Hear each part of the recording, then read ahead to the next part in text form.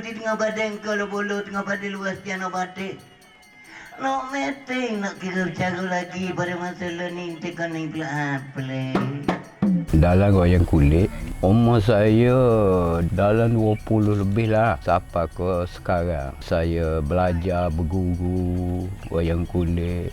Dekat dengan 50 tahun, 40 tahun ada lah libat dalam wayang kulit. Jadi guru saya lah ajar.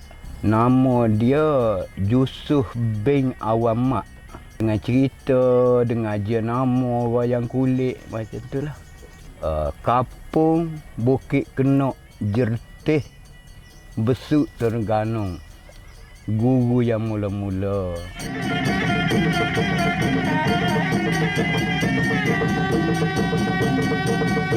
Pak dalam baju merah tu dia minta dengan Pak Nawi mai Seri Rama. Pak Nawi mai lah. Selepas pada tu, dia suruh tidur pula bahasa wayang dia. Bercakap siapa cerah. Cakap wayang kulit lah. Cerita apa gini-gini, bakitan gini-gini. Pak Nawi tanya, dia ceritalah, dia ajar.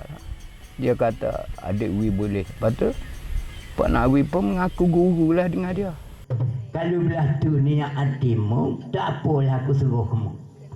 Hari ni selagi aku ada, mu tak boleh ambil.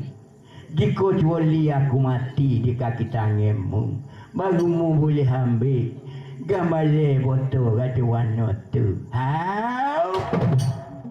Daripada umur saya 20 lebih, sekarang umur saya 70 tahun. Pak Nawi minat daripada Pak Nawi kecil. Umur Pak Nawi 8 tahun, 7 tahun, main wayang kulit dah. Tapi bukan wayang kulit macam ni, cik. Daun-daun kayu besar. Kulit-kulit buku. 3 orang, 4 orang dengan arwah Abdullah baju merah. Saya mengaku guru lah. Saya belajar dengan dia bakit-bakit. Lagi ke ona ada sebut. Bagi saya, Daulah baju merah lah. Yang banyak saya main bakit-bakitan, nama-nama. Tapi saya mudah ingat lah, cik. Sebab saya ada belajar, ada 3 guru, saya mudah ingat lah. Macam wayang kulit ni cerita-cerita. Dia cerita, dia royak nama gini-gini. Boleh ingat. Dia ambil cerita zaman-zaman sejarah dulu, zaman Perba. Arwah Daulah baju merah ni, dia tak boleh nak menulis bahasa Guming ni. Tapi bahasa Jawi dia boleh. Lebih baik Daulah baju merah lah. Aku nak berjalan pergi tempat anak aku pada masa ni.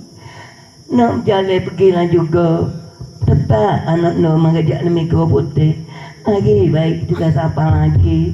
I boleh berjalan, boleh fikir. Amba boleh memfikir. Fikir tak siapa gamuk tak kena. Apa bala dengan kita ke